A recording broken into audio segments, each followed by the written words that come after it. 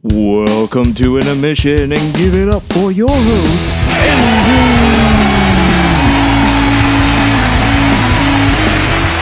Hello and welcome to Intermission. This whole episode is about the mummy. That's right, Tom Cruise uncovers a sarcophagus and everything's cool until he tries to airlift it out of Egypt, and that's when things get a little crazy.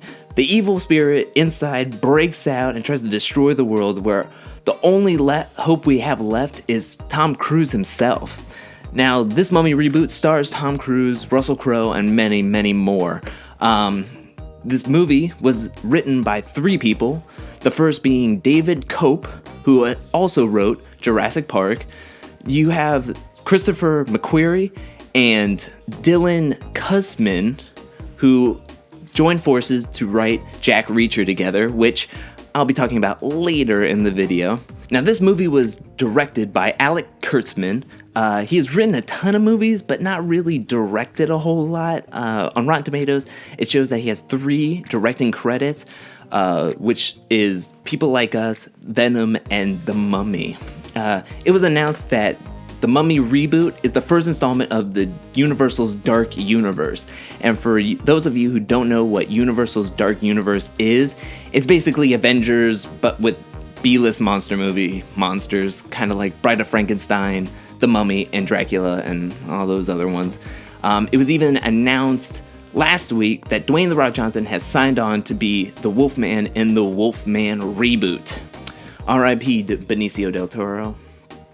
So, as it stands right now, we have Dwayne "The Rock" Johnson going to be Wolfman, Russell Crowe going to be Dr. Jekyll and what we assume to be Mr. Hyde, and then you have Tom Cruise being the Mummy, which takes me into the second half of this video, which is Tom Cruise. He's an iconic movie star that broke out in the 80s. Some of his iconic movies we can see is Risky Business, The Firm, Top Gun, and I could be here for hours just naming off all the movies that he's done. Rain Man, all those. But lately, he's found himself in kind of a niche. Just to go through some of the research I went through.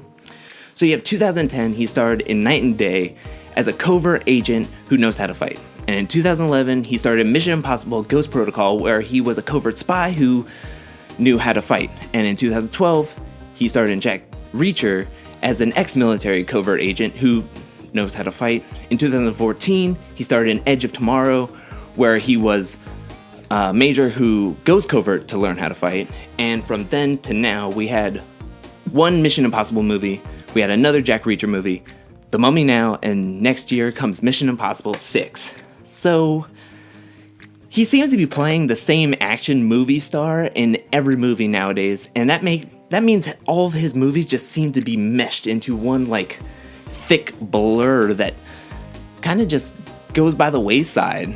I don't know.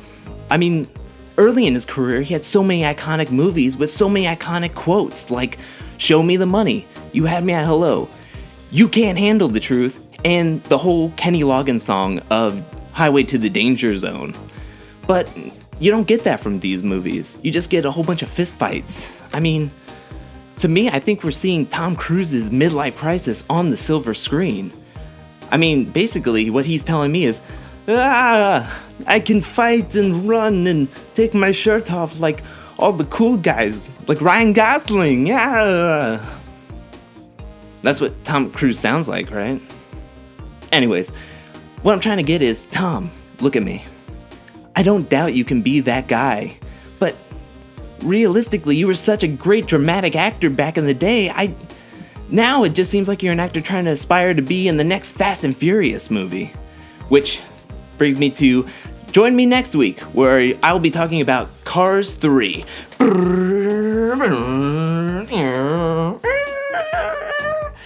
Ciao!